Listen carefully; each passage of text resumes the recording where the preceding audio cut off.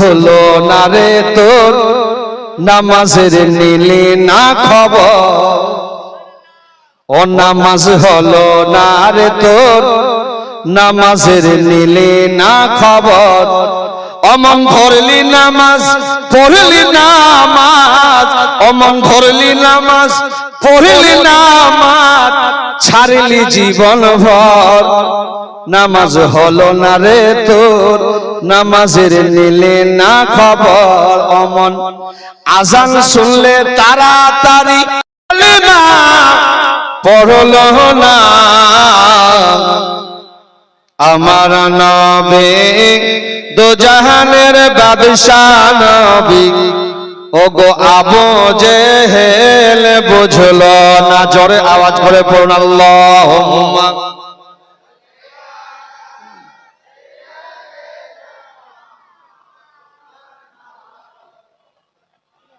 ওয়ালা আলি সাইয়্যিদানা ওয়ালা আলি।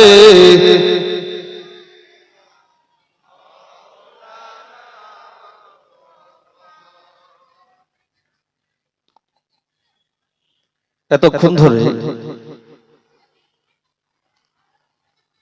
আমাদের হিন্দুস্তানের মশহুর মারুফ শায়ের ইসলাম সুবিখ্যাত চেহারা চেহারা নূরেতে ভরা, একটু জোরে হবে না? চেহারা নূরেতে ভরা, আদর্শ কোরআনের পারা। চেহারা নূরেতে ভরা, আদর্শ কোরআনের পারা। জান্নাতে চাবি যার হাতে, জান্নাতে চাবি যার হাতে, তিনি উম্মতের সাহারা। আবার বলছেন আমিনু। তোমার যে এখনো ঈমানের অভাবটা আছে, ওই ইমামের অভাবটা পরিপূর্ণ করে নাও, বলুন সুবহানাল্লাহ। ও বারাদার, আমরা সবাই মিলে এক জায়গায় একত্রিত হয়েছি, এমন একটি জায়গায় বসে আছি, কত সুন্দর আরামের জায়গা। টিম টিম করে লাইট জ্বলে, দূর দরাজ থেকে আমন্ত্রিত উলামায়ে কেরাম শোরায়ে কেরামকে ডেকে এনেছেন। বহুদিন ধরে এই আপনার পরিশ্রম করে আজকের এই আয়োজন, এত সুন্দর করে শামিয়ানা বানালেন, এত সুন্দর করে স্টেজ বানালেন, এত সুন্দর করে এত টাকা খরচা করে দূর দরাজ থেকে মাইকিং করে মানুষকে ডেকে ডেকে আনলেন, নাকি করেছেন এলান? এই জায়গাটার নাম কি? জায়গাটার নাম হলো সোনাবাড়ি। কিন্তু আমার দয়ার নবী মুস্তাফা কালী কামলিওয়ালা আকা নবী আমার বলেন, ও আমার উম্মত উম্মতিরা শুনে নাও, শুনে নাও, আজকে সোনাবাড়িতে সোনাবাড়ি শুধু নয়, আজকে একটি জায়গার নাম আমি নবী দিলাম জান্নাতুল, আপনার যেন রিয়াজুল জান্নাহ। কি নাম? রিয়াজুল জান্নাহ।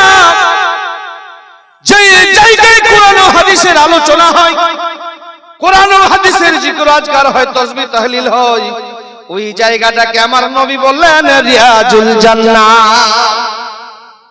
জান্নাতের একটি টুকরো, জান্নাতের একটি ভাগ। গতকালকে প্রোগ্রাম হয়েছে, আজকে শেষ রাত, নাকি?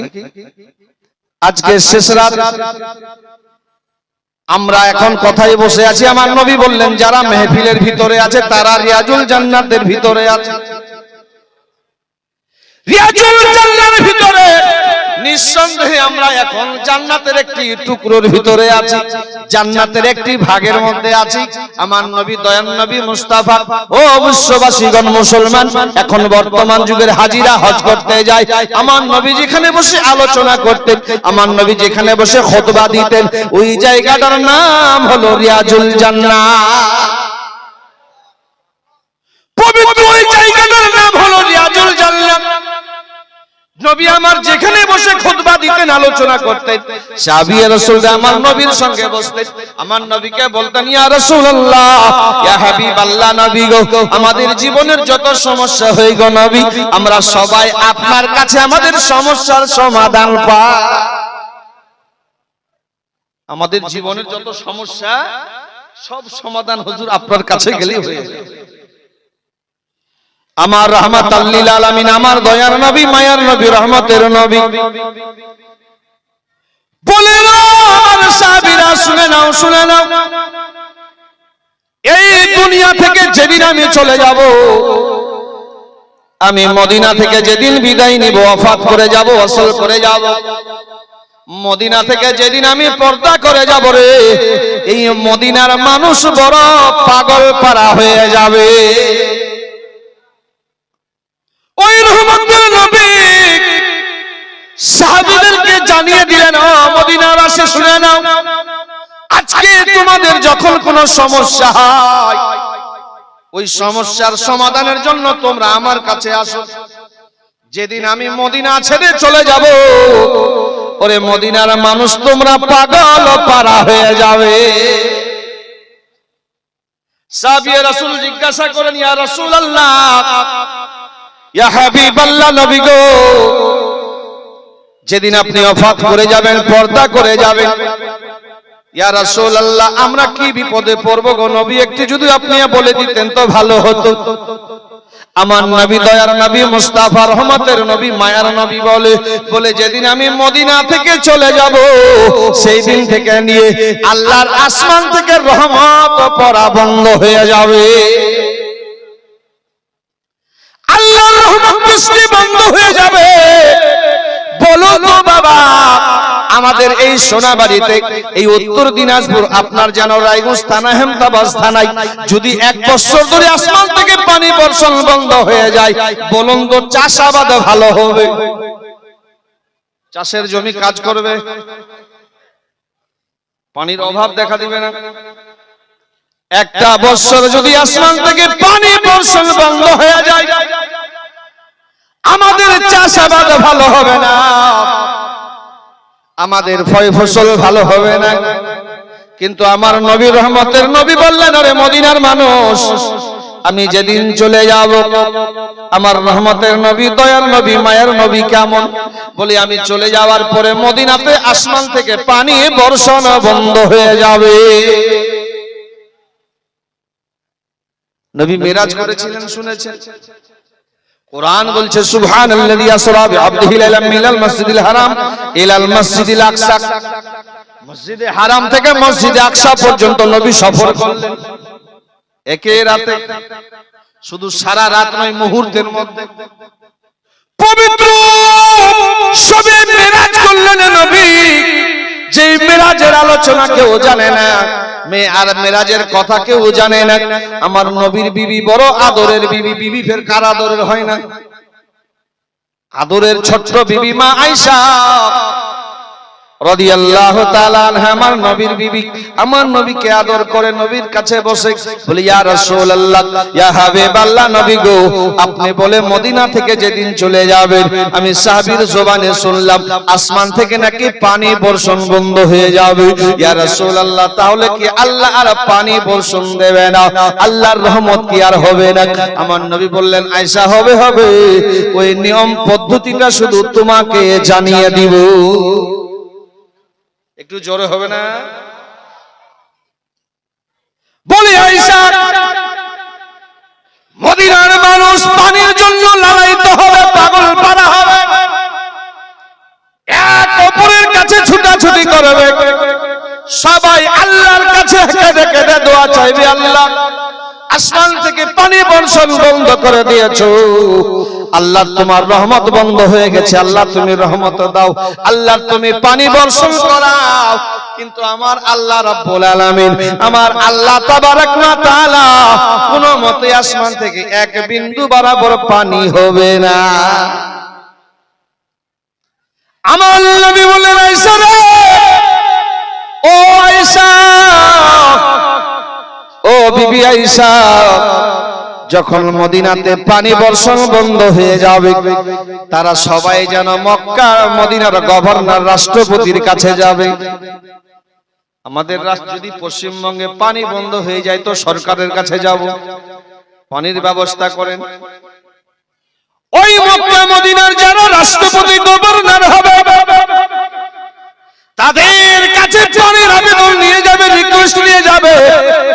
তারা হাত তুলে দিবে, আল্লাহ পানি যদি না দাও তাহলে মদিনার মানুষ বিনা খেয়ে মারা যাবে। তারপরেও পানি হবে না। আমার নবীকে মা আয়েশা বলেন, ইয়া রাসূলুল্লাহ, ইয়া হাবিবাল্লাহ, নবী গো আপনি চলে যাওয়ার পরে তাহলে কি আর আল্লাহর রহমতে পানি দুনিয়াতে আসবে না? বলে আসবে রে আয়েশা, তোমাকে নিয়ম পদ্ধতিটা বলে যাই, কারণ যারা এটা করতে পারবে তারাই শুধু আল্লাহর রহমত পানি পাবে। হুজুর কি করলে পাওয়া যাবে? ইয়া মুহাম্মদ মুস্তাফা নবী সাল্লি আলা, ইয়া মুহাম্মদ মুস্তাফা নবী সাল্লি আলা, শাফায়াতের কান্ডারি, ওগো শাফায়াতের কান্ডারি রাসূলুল্লাহ, ইয়া মুহাম্মদ মুস্তাফা নবী সাল্লি আলা। কেউ বলে নবীজি গোলাপের ফুল, কেউ বলে নবীজি সোনার পুতুল, কেউ বলে নবীজি গোলাপের ফুল, কেউ বলে নবীজি সোনার পুতুল। সে তো নয় তো গোলাপ নয় গো সোনা, সে তো নয় গো গোলাপ নয় গো সোনা, নবী নূরুল্লাহ, ইয়া মুহাম্মদ মুস্তাফা নবী সাল্লি আলা, রাহমাতাল লিল আলামিন, রহমতের নবী, মায়ার নবী, দয়ার নবী। বলে আয়েশা রে,